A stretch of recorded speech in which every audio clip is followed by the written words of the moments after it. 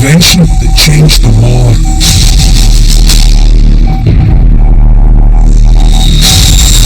The invention that changed all wars.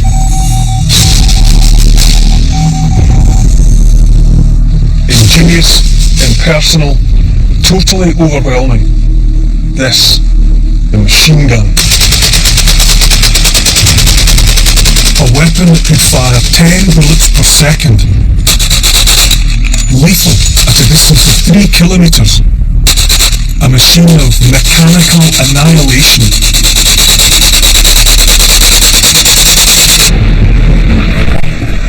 The bullet's not making a smooth path through the body. It's churning and spinning and mincing the flesh. Born from the fire and steel of the Industrial Revolution. Forged by inspired, maverick inventors. Men like Richard Gatling, who proclaimed that his gun would save lives. Or Hiram Maxim, the American, who built his gun in Britain, then sold it to the Germans. Their products were masterpieces of military design. But for some in the British Army, their products just weren't cricket. There was a feeling that the machine gun was an ungentlemanly weapon, that it killed in great droves, that it took away concepts like nobility, heroism, personal dash. Yet the machine gun became the great killer of the Great War. In the final reckoning, only artillery shells killed more men. One burst of fire could destroy a unit, a company, a community. To really understand the impact of the machine gun, you have to come to terms with the sheer scale of the slaughter it unleashed across Europe, across the world. Entire communities were devastated.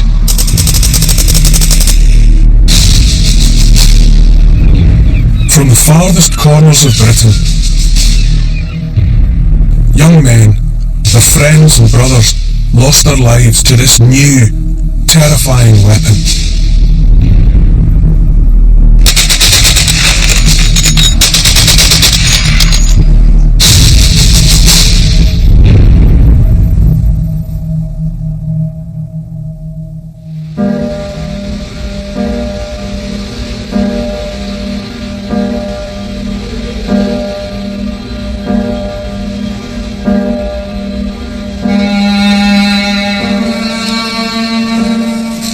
This is a story that begins at its end.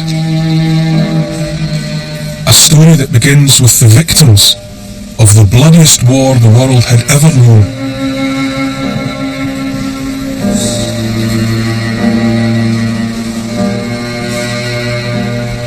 These are the rolls of honour in the Scottish National War Memorial here in Edinburgh Castle.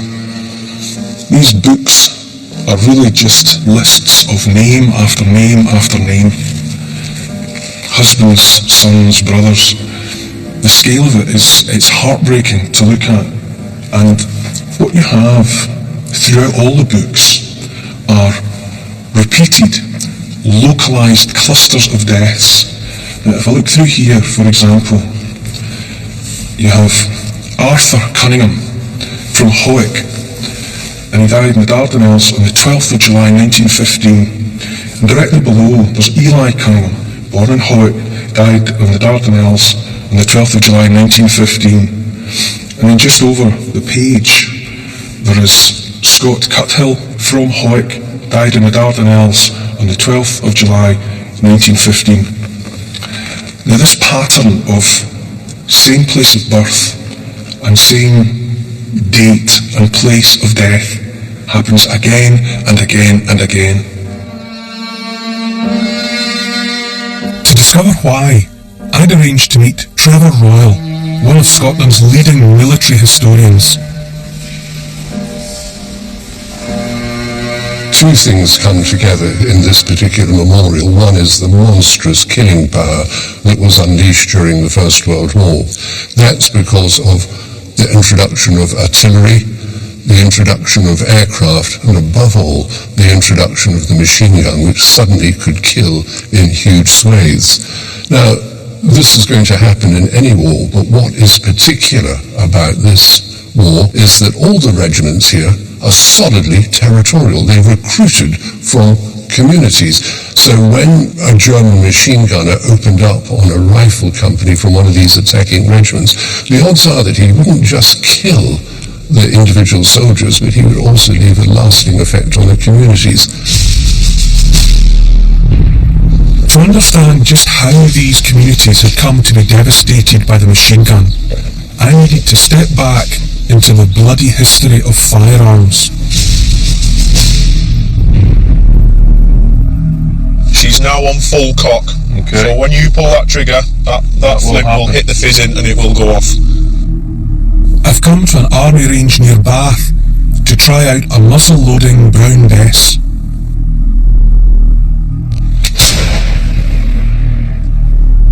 There we go. Did I get him? You certainly did get him, yeah. Where did I get him? I'd say it was centre of the target.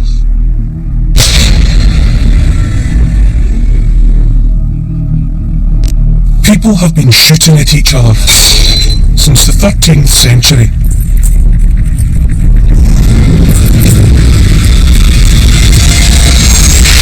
The Brown Bess was used in the 17 and 1800s. British infantrymen would have fired it at Napoleon's armies. Look at that. It's so obvious where the impact comes from the musket ball, isn't it? If you can imagine the size of these lead balls that we've been firing there, Yeah. if one of those just clipped you, or even clipped a bone as it went through the body, your bone would shatter. Puts you down, doesn't It it? certainly would. A single musket ball could do serious damage. But this weapon had a serious flaw. The time it took to reload. Every single shot had to be primed, loaded with powder, then the ball, Just drop down. Drop down. and finally all rammed into place. Now, as you can imagine, this drill would be performed with French cavalry coming down on you, Yeah. French infantrymen at no more than some cases 50 to 60 metres away from where you were. So you can imagine that the British infantrymen had to be well drilled in all of these matters. How fast would a good musketeer or a good musketman have been able to go through that drill that I've just performed? Generally around about 3 to 4 rounds a minute Right. for the elite guard units. In time, better weapons allowed riflemen to fire faster and faster. But the biggest step forward came in 1862, at the height of the American Civil War. A Carolina doctor, Richard Gatlin, filed a revolutionary patent for a king-sized, two-man operated weapon that could fire 200 times per minute. This was a weapon with a unique aim: to save lives. He discovered that for every 100 troops that were sent to the battlefield, 60, 70 of them went down with diseases, trench foot, all kinds of problems and logistics of supplying them.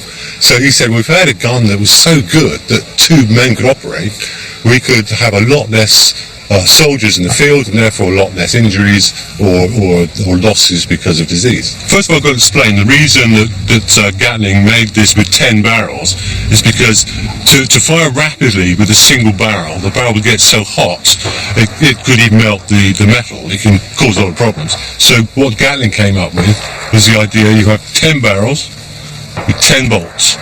The whole thing is rotating and only one barrel is firing at any one time. So that gives each barrel time to cool down before it's sort of pressed into service again. Correct, yeah. So you have a hopper of cartridges which are fed down by gravity. So the weight has the rounds going down to the feed. As you crank, it picks one up, takes it into the side. As it's going round, it's pushing the cartridge in. When it gets to the very bottom, it's in position and fires.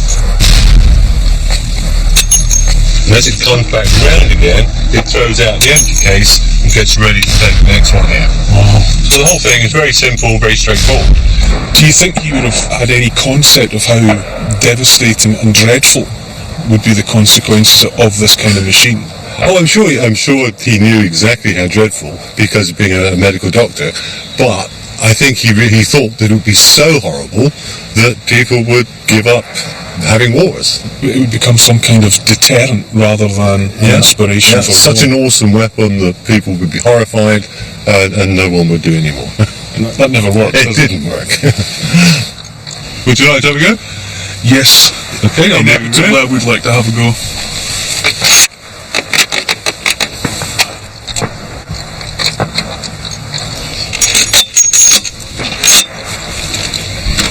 I'm back.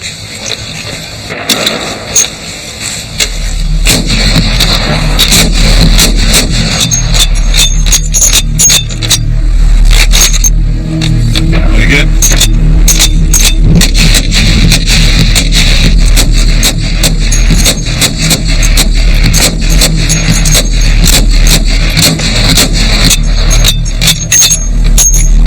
It's very stiff, isn't it? It is. Okay, leave it there. What sense of power, what sense of domination you get from that.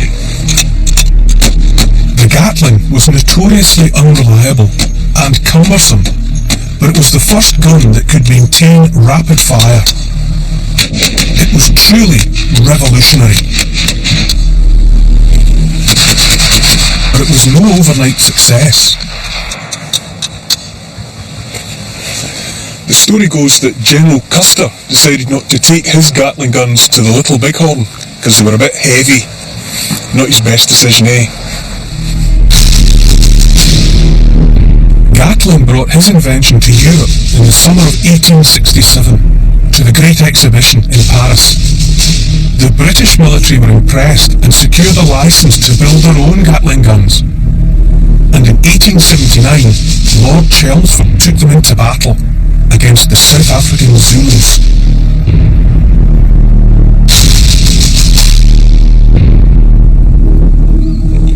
At a place called Ulundi, his men lined up in this formation, the square, a very traditional and very British way of fighting a fair and noble battle. But then, Chelmsford placed 2 Gatling guns into the front face of the square, and at that precise moment, the encounter ceased to be noble, far less fair. It was a massacre. The Zulus came on and took the full force of the Gatling guns.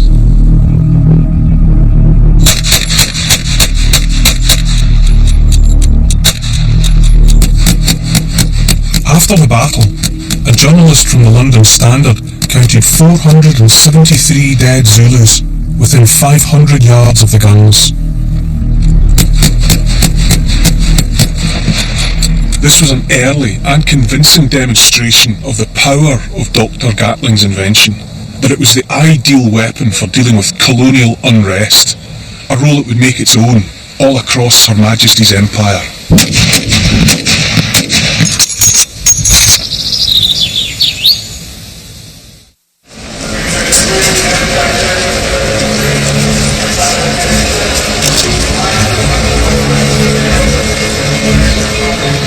I got a call last night from Trevor Royal. He's been wading through mounds of regimental records. He's asked me to come up to Inverness because he thinks he's close to identifying a small community that felt the full impact of the machine gun.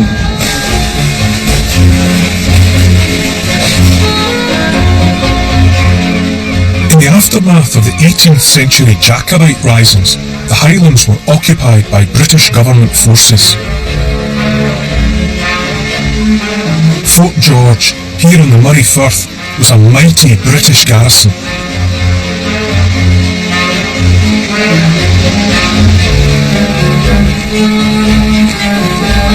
Today, it's home to the archives of the Highland regiments, telling stories of the clansmen who switched allegiance and fought for Britain's empire. In the Great War, the Highlands paid a heavy price. Well, Well, I always had the feeling that we were going to find a cluster of casualties from a Highland battalion, and the battle that's drawn me back and back is the Battle of Festubert, which was fought in May 1915, and in which a lot of Highland infantrymen first saw action. And where are the clusters taking us, geographically speaking? Well, to discover that, I'm going through the list of soldiers died in the Great War, and here are the names of all Cameron Highlanders who perished during the Great War. Oh goodness, look at it, look at the typeface. Look at the typeface there. I mean, it's quite extraordinary. You look at the names, and the names are given alphabetically, but better still, they say where the man enlisted and where he came from. So it's possible to discover where casualties came from. A number from Kinusi in Inverness, from Beaulieu further north. But there's one particular town which keeps on occurring and reoccurring, and that really does interest me. Trevor's research took us west, across northern Scotland, over the sea to Skye.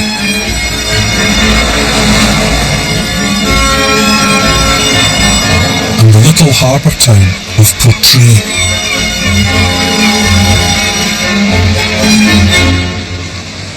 And in the centre of Portree, on Somerled Square, is the War Memorial. Here are the names here. All right. And Ross. 104 names. The final reckoning from 4 years of industrialised war. Murdo MacLeod, William MacDonald, Ian MacLeod. Can you imagine how many people were here in 1915? What the population was to lose on that scale. All local names. Lieutenant Colonels. Most of these men had grown up in the Portree of the early 1900s, a remote, Gaelic-speaking, God-fearing community of 1,000 souls.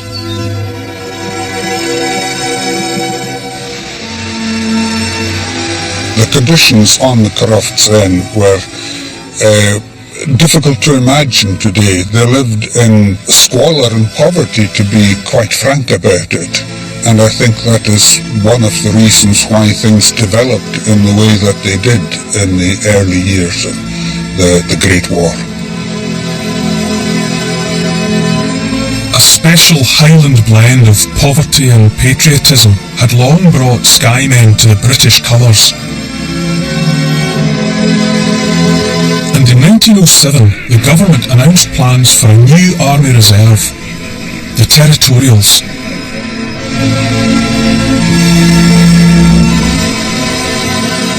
And the legendary, swashbuckling Cameron Highlanders would raise a battalion of Territorials, with one company based in Portree. Well, it was very much a community effort, not just the village, but also the surrounding area, and it was here that the men would assemble. It was where they trained, it was where they were equipped, and it was what they considered to be their base. They were the Portree Company. And the fact that they got paid for this was a great inducement for them to sign up. And they got away for their fortnight's camp in the summertime, and this was for them like a holiday away from home. People who train together will go off to war together, and they'll do it because they're in the company of friends. That's a very great big factor in building up morale. A band of brothers. A band of brothers, yes.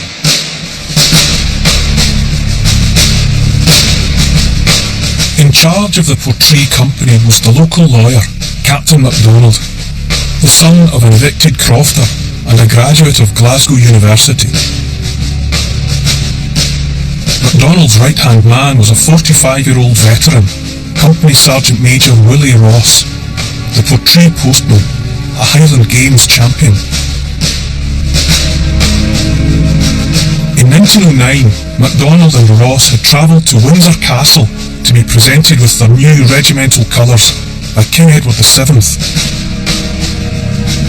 Under their command, the part-time recruits were nicknamed the Saturday Night Soldiers. And of 100 or so men in the company, 28 lived within a few hundred yards of the Portree harbour. On a hill overlooking the bay, the Portree Lodge was home to Lady MacDonald and her household staff. The caretaker was Kate MacDonald. She had 5 children, and her eldest, William, worked as a clerk in Captain MacDonald's estate office. This is Mill Road, and here at number 1 was 24-year-old Sergeant Donald MacLeod, with his mother Donaldina and 3 siblings. He worked for Captain MacDonald as well, in his law firm.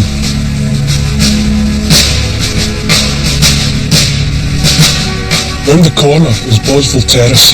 Here at number 3 lived William Turnbull, a plasterer. In 1914, he was 29 years old, and his father was the chairman of the parish council. On Stormy Hill lived a tailor called Donald Kent. He had 3 sons, William, Finlay and Roddy. They all joined up.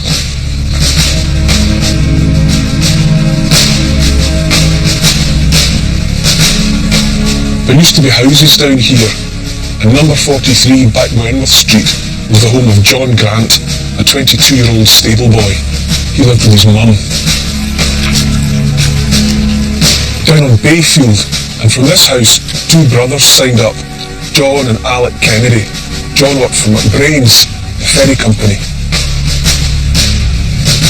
And just 100 yards along the road, this was the family home of John Nicholson, a 24-year-old fisherman.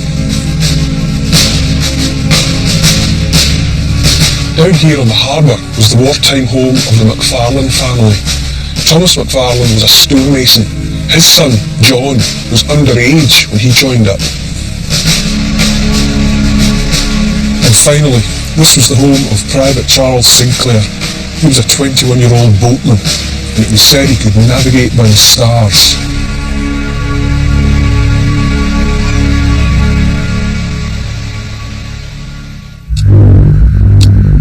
In the early summer of 1914, the Portree Company and the rest of the battalion camped at Kingussie. They pitched tents on the golf course.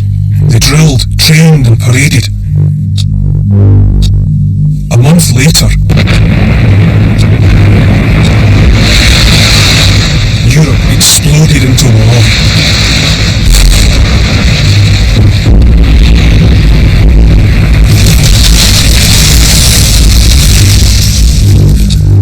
Immediately, the young men of Portree, the bank clerk, the fisherman, the plasterer, the stable boy, were all mobilised and prepared to leave their island home.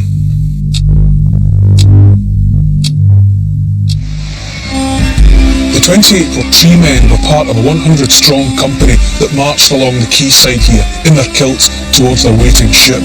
The soldiers and the villagers watching them march by spontaneously burst into song, God Save the King.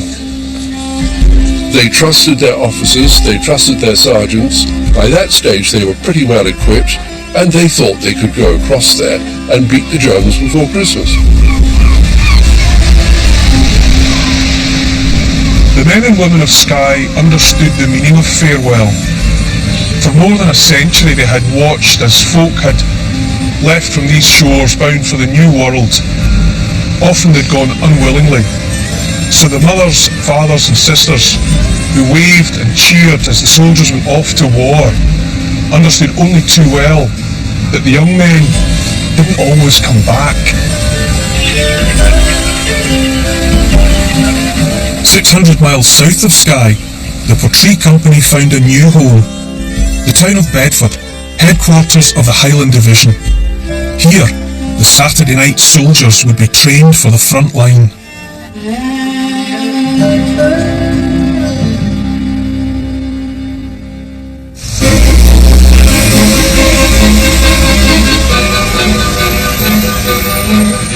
In London, I got back on the trail of the machine gun and a new, deadlier version that the Portree men would soon come to know.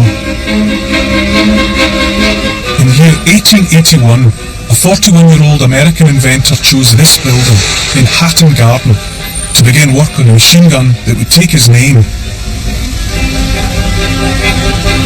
And his name was Hiram Maxim.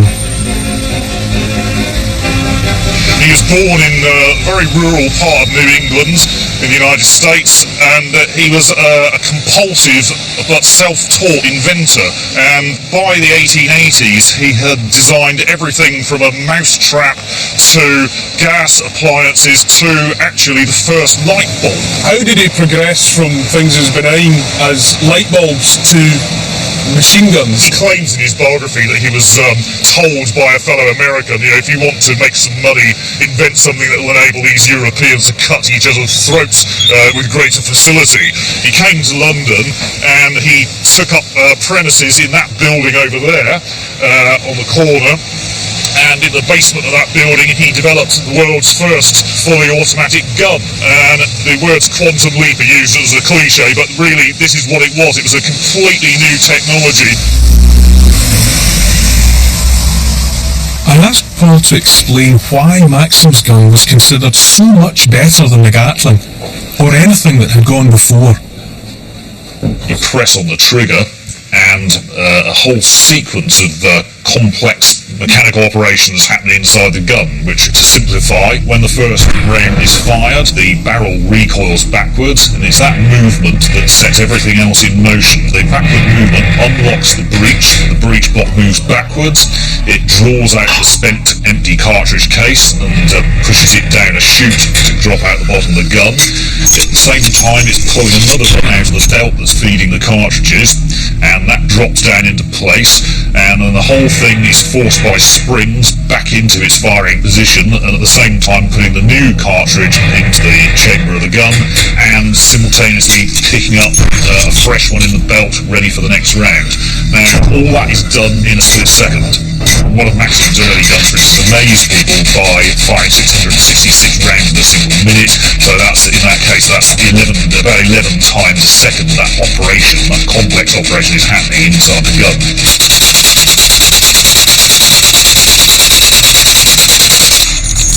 So it's that level of automation that's the quantum leap that you Yes, yeah, that's right. As long as you keep pulling the trigger, it keeps firing as long as there are cartridges to fire, and this is what made it different. You didn't need to put any physical effort in. It's much easier than firing a rifle. It's certainly much easier than firing any of the automatic weapons that went before it.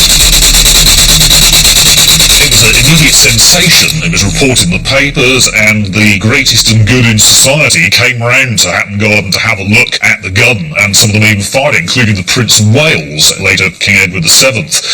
And according to Maxim, it was Edward VII, Prince Edward, who persuaded the Kaiser to go and have a look at the Maxim gun. And what about military commanders? Are they quick to seize the opportunity presented by the gun? Armies were not yet convinced that it would be of use to them. One of the reasons was because of at the time, people used cartridges which were propelled by gunpowder. Gunpowder makes an awful lot of smoke. So if you're firing a Maxim gun, you make a lovely target on the battlefield because of a huge plume of gunpowder smoke rising up from you. The big change came when a French scientist invented smokeless propellant for cartridges in the mid-1880s. So overnight it made the Maxim gun 10 times more effective and interesting to armies than it previously had been. It seems inconceivable to me that plume of smoke or not, a gun that fires 666 rounds a minute wouldn't just be lapped up. It was to do with the mindset. The British started showing how they could be used because they used them in colonial campaigns, used them against people who obviously weren't armed with sophisticated modern weapons, but they were very effective. But that also dissuaded armies in Europe from getting very excited because they thought, oh, this is a weapon for colonial wars. It's not a weapon for the European battlefield. The man, then called Britain's greatest living soldier, typified his country's inconsistency towards the machine gun. In 1898, General Horatio Herbert Kitchener deployed Maxim guns to devastating effect against mahdist fundamentalists in Sudan. 16 years later, Kitchener became Secretary of State for War. And, despite what he'd seen in Africa, the war Kitchener planned for Europe was not a war of machine guns. Nobody could have imagined what the First World War was going to be like. I mean, let's look back at the previous 20 or 30 years of British military history before 1914.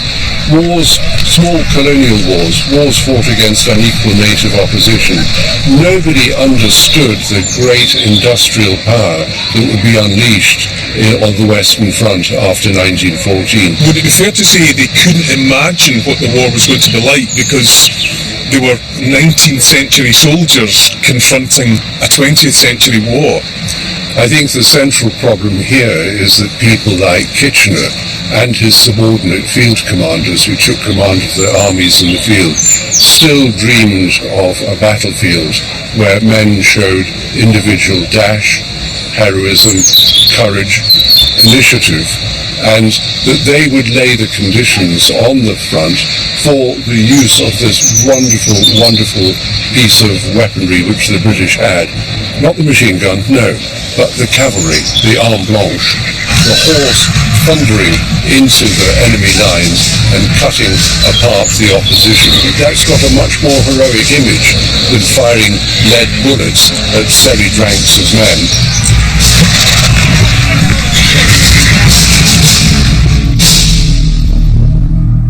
British politicians, in the main, shared Kitchener's view, but the lack of British interest didn't stop Maxim finding customers overseas.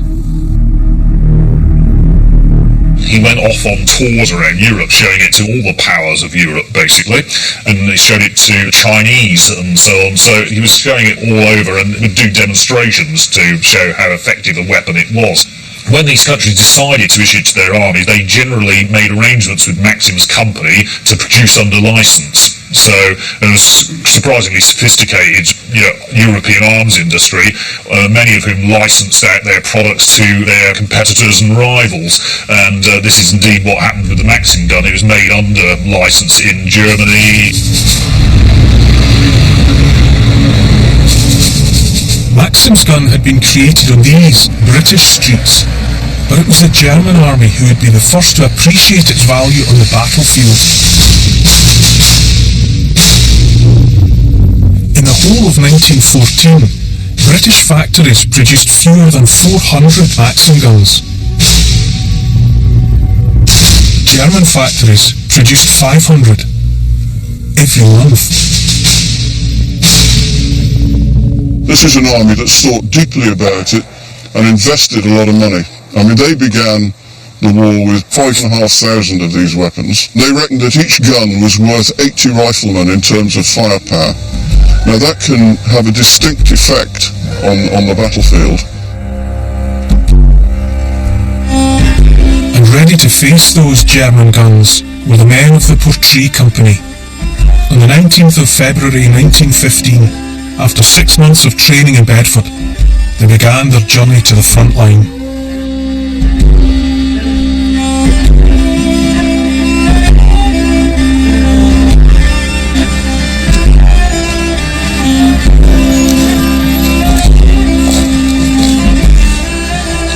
More than 2 days after arriving on French soil, the train finally ground to a halt right here at the little station of Merville. They had travelled crammed into horse cars, 34 men in each. Portree's Saturday night soldiers had come to war.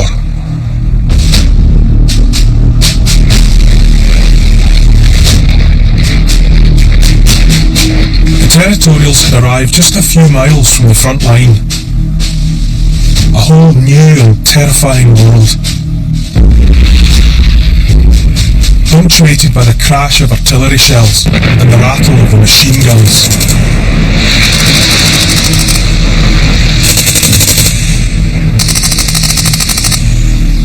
Letters from the front were censored.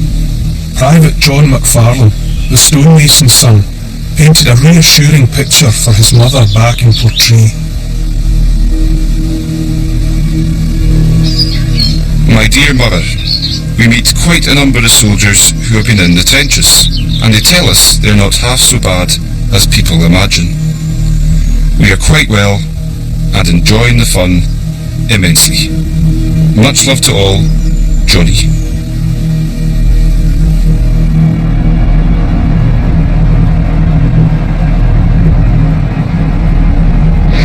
The Great War had begun in speed and movement.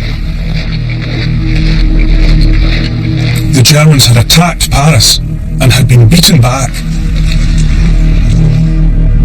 The Allies had raced to secure the Channel ports, but by the end of 1914, all movement had ended.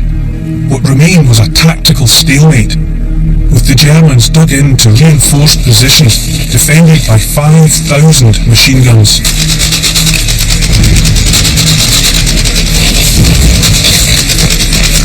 For the Germans, the machine gun has suddenly become the key weapon. It's central to their defensive system. The machine gun is now the queen of the battlefields. It gives them so many advantages in defending their positions. I mean, look across the road to that bunker across there, probably built in 1915. It was there for a specific purpose, to defend this area. This gives the Germans a priceless advantage, because in the hands of a determined machine gun crew, this position is pretty well impregnable. And this is a genuine German World War I Maxim gun. They called it a Spandau.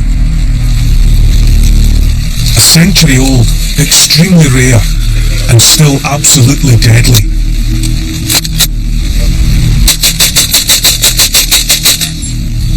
This was the weapon that had changed everything. The German soldier and the British soldier only had 5 to 10 shot bolt action rifles. Now, you can imagine the amount of firepower that can be brought about by those, but times that by 10 and you've got the Maxim gun. Can I have a go? Oh, certainly. Safety on. Safety's on at the moment. Yeah. What I want you to do is, with your right hand gripping the pistol grip, bring it up into the shoulder. Yeah.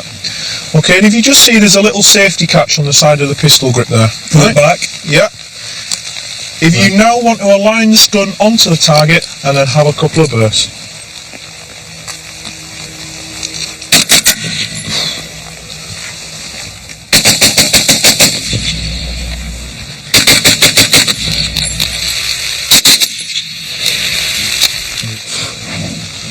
That's some awful difference from the Brown Bess, isn't it? It certainly is, yeah.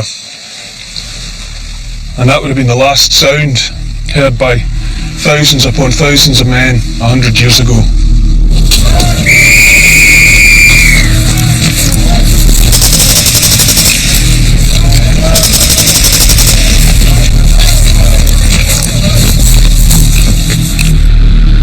To demonstrate the full power of this vintage weapon, we employed some very modern technology.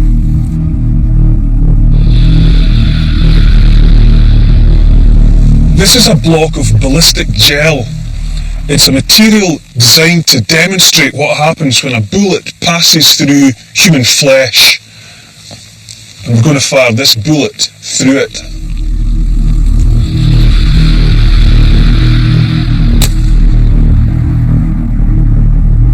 Slowed down by a specialist high-speed camera, the effect of one bullet on the gel or the human body is truly chilling.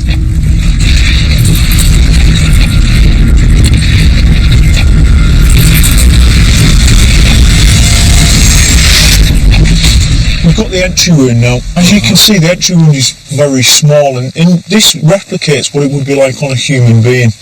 Now, the main trauma that's happened to the body, if we look to the front here, can you see this massive cavity that we've got inside the gel?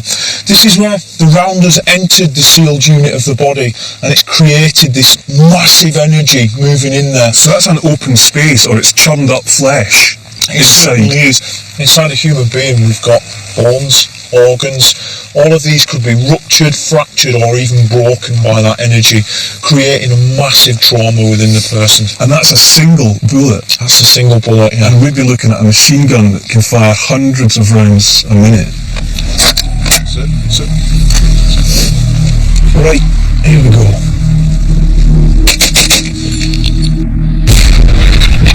The tried the experiment again to mimic repeated rapid fire.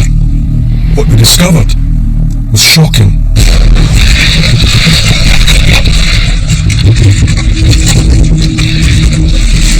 Now, what do you notice about the two bullets that we've got there? They're pointing back the way they came. They certainly are. Now, this is known as tumbling. This is basically where the round enters the body, and then once it strikes matter within the body, such as bones or sort of soft flesh, it begins to tumble and cut the area around which it's sort of passing through. The bullet's not making a smooth path through the body.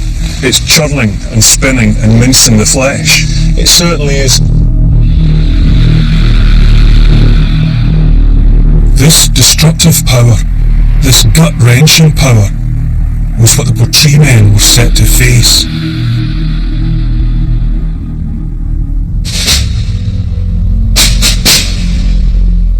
Military maps called it the Moated Grange, a farmhouse northeast of the village of Neuve-Chapelle.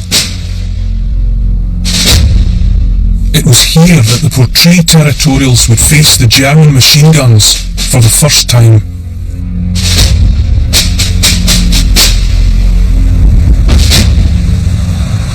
For 2 nights, the 10th and 11th of March 1915, they had defended the farmhouse. On the 3rd night, and armed only with Lee Enfield rifles, they were ordered towards the German machine guns.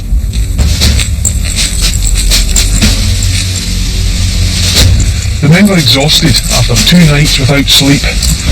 They marched across here in single file past wounded men crying out for water. When they reached a point around here, with the German trenches about 100 yards away in that direction, they were ordered to stop and to lie down in a turnip field and await orders. They lay there in the mud with rifle fire, machine gun fire and flares and artillery blazing away overhead, but despite the noise and the flashes, some of them still managed to get some sleep. By dusk that night, they were ordered to withdraw, but as they stood up and turned for home, the German troops opened fire on them again with machine gun and artillery. Private John Kennedy, the man from Bayfield, the man who worked for McBrain's Ferries, was fatally injured. 3 others were seriously wounded, among them Sergeant Willie Ross's brother Angus and Roddy Kemp, the tailor's son.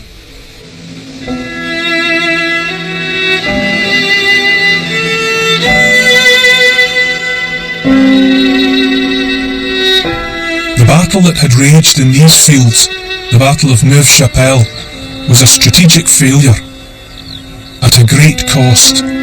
Over 11,000 Allied troops killed, wounded or missing.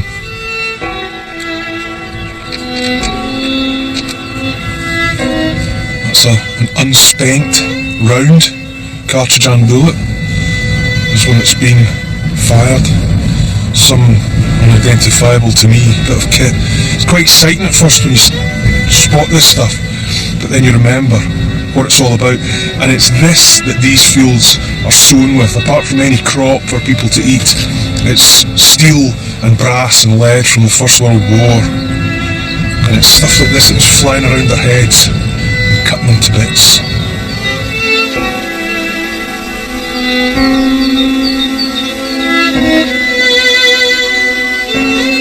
Six days after the battle, John McFarlane wrote home once again. My dear mother, no doubt you will have seen in the papers John Kennedy was killed. Things like that, you know, must be. Now we are quite used to shot and shell. The only thing that pains me is you worrying so much about me. Your loving son, Johnny.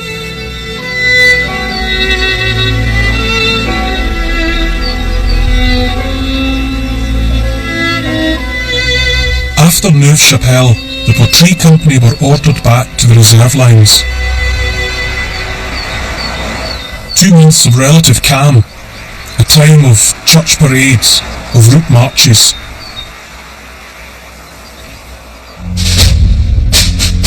But then, on the 11th of May, the company were dispatched to a new base in an orchard north of the village of Festubert. 6 days later, the Territorials would be ordered to attack and would face all the terrible power of the German machine guns. They had the misfortune to come up against a Jaeger battalion, the 11th Battalion from Marburg in Hessen, who were regular troops. They were elite, they were above average in infantry skills, shooting, and they also had their own machine gun company, so they had 6 guns. Long before the war had begun, German military scientists had conducted experiments in how best to deploy this new weapon. They tested all kinds of things, the ballistics, the patterns that the bullets formed, the way they flew through the air, so that's quite important in overhead fire. People assume that you blaze away at troops attacking to your front. That is not how you use machine guns then, or indeed today. The key is to have them firing from a flank with fire intersecting with another gun or guns, so you create a complete dense zone in front of the position known as a killing zone, because that's exactly what happens, where you concentrate the fire of these weapons and you try and ensure that nobody can pass through this curtain of fire. So if you don't hit one man, you'll hit the man on his right or the one beyond him. So in the brutal science of killing zones, it is a more efficient use of your fire. So rather than targeting individuals, you're sort of creating a force field of bullets in front of your position that no one can penetrate. A skilled gunner with a number 2 putting the ammunition in and keeping it going continuously can hold the trigger and with his hand can tap the gun steadily, a little bit at a time, right out to one extremity of the traverse, and then take the gun the other way, and this keeps a continuous stream of bullets going through the air into this zone. This technique of firing from the flanks, known to the military as enfilade, dated back to the time of bows and arrows. In the flat land around Festubert, enfilade fire from skilled machine gunners could devastate an attacking force.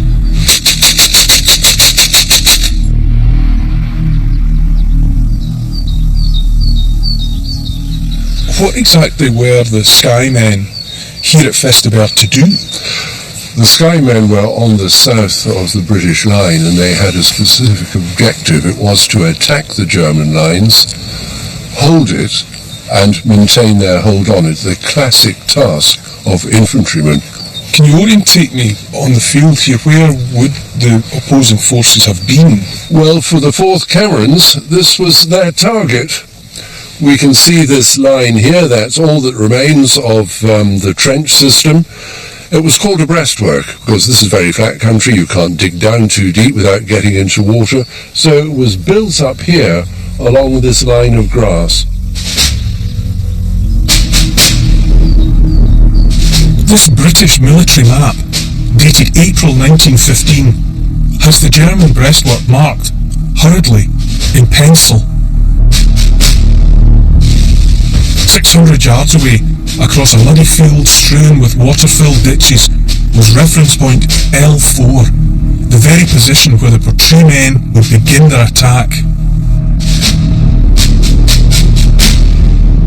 And what about machine guns?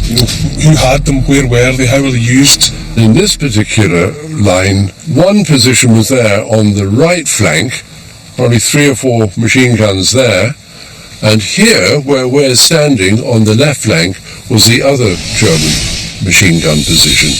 And it becomes quite obvious why they've done it, because the machine guns on either side of the German line put up a field of fire which makes a pretty well impossible opposition for any attacking force.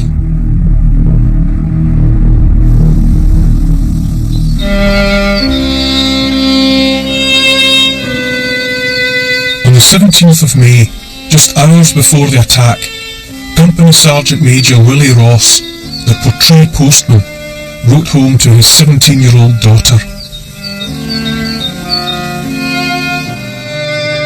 My dear Anna, I have just got your tobacco and matches, and I am enjoying a smoke of the good old twist. Give my love to dearest Mama, and may God bless and watch over you all.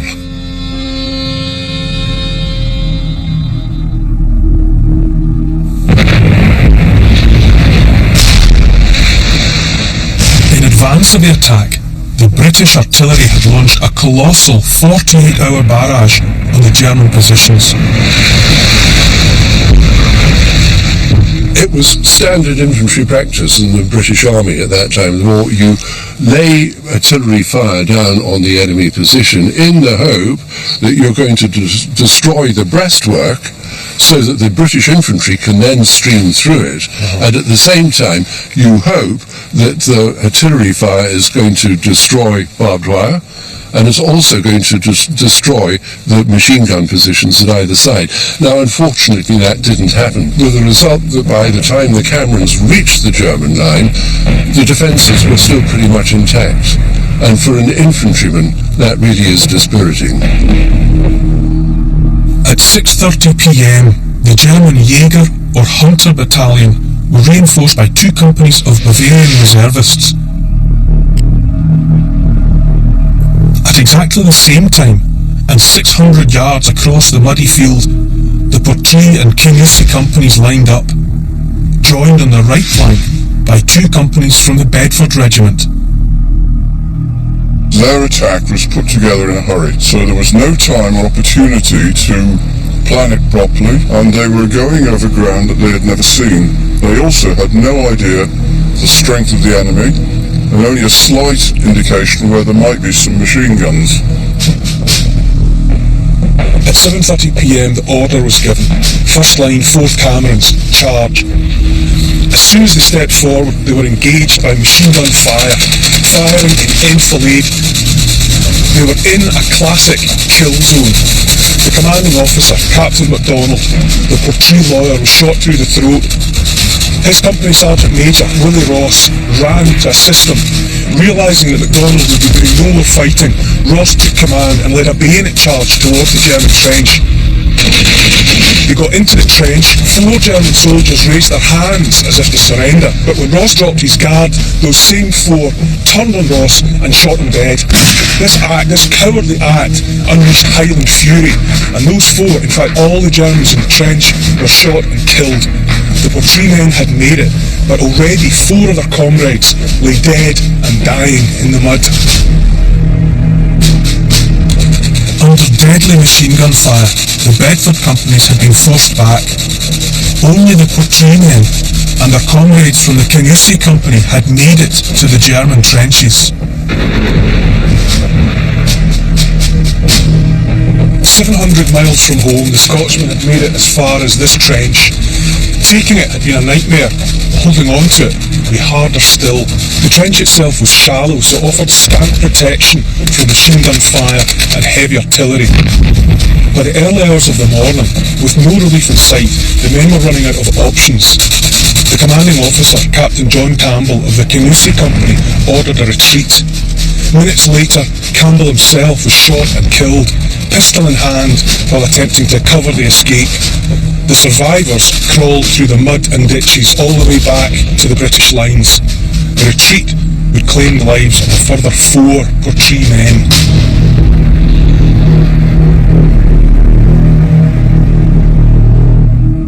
A single night of battle, and the power and positioning of the German guns had devastated a faraway Highland community.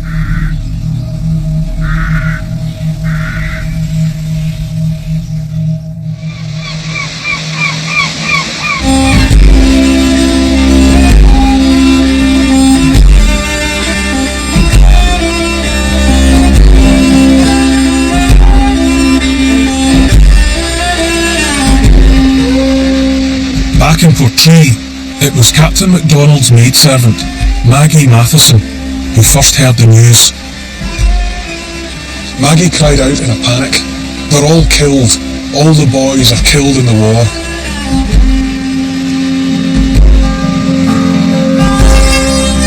Official telegrams told of men dead injured or missing, presumed dead. That morning, 13 telegrams arrived in Portree.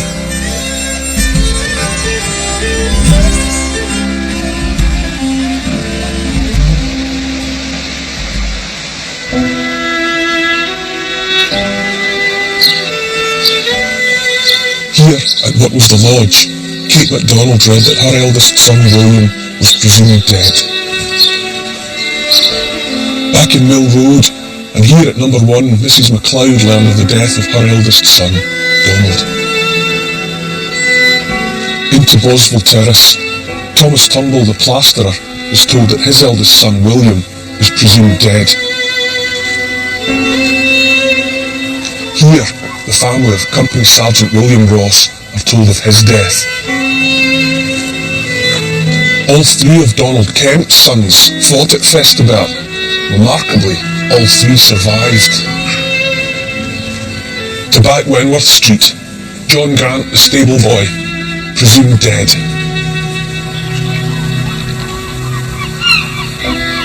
Back on Bayfield, John Nicholson, the fisherman, dead. Down on the harbour, John McFarlane had written home so many times, he was dead too.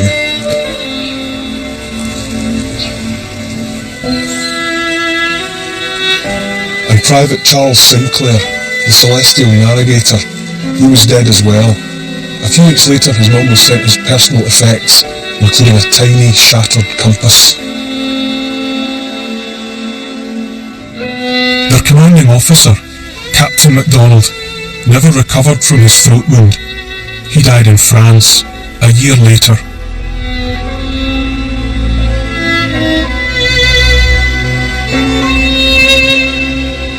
"28 Portree men had left from this harbour. They had sung God Save the King. One night at Festubert had claimed 10 of them. Only 8 would survive the war." Later that awful day, the horrors of Festubert arrived at the doors of Portree's old village school.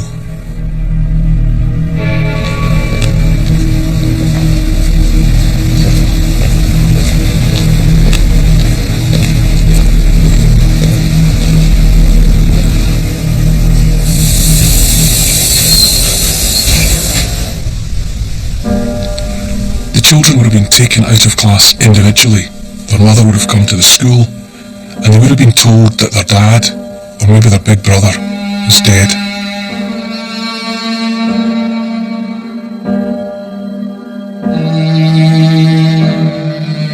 The great Gaelic poet Sorley MacLean was himself a pupil at the school a decade after the war, and he would come to describe how the horrors of Festubert were brought home to the children of Portree.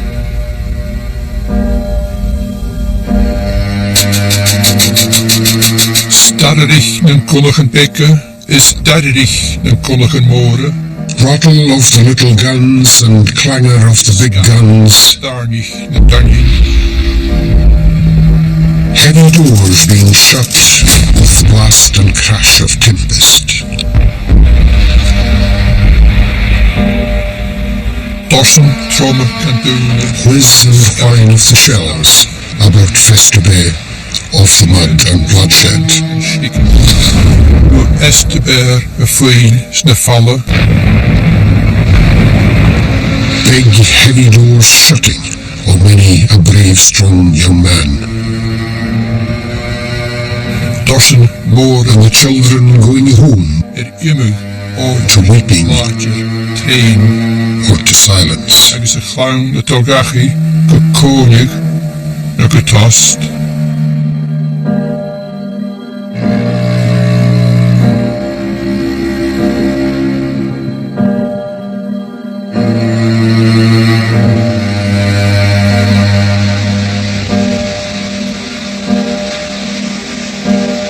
The death of so many Portree men, the death of millions like them, proved the grim value of the machine gun. In 1914, Britain had produced fewer than 400 of these weapons. In the last year of the war, she produced 41,000.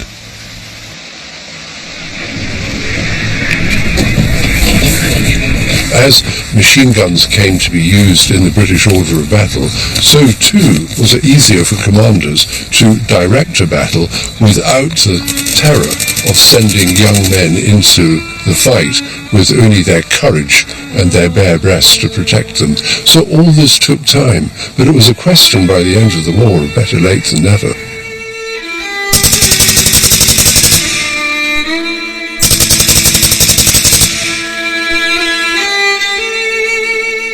The weapon that had once been considered dishonourable, unethical, had been taken to the heart of British and European military strategy. For years to come, and all across the world, mothers and fathers would pay the deadly price of Mr. Maxim's ingenious invention. And in Portree, one particular father would raise a lasting tribute to his fallen son.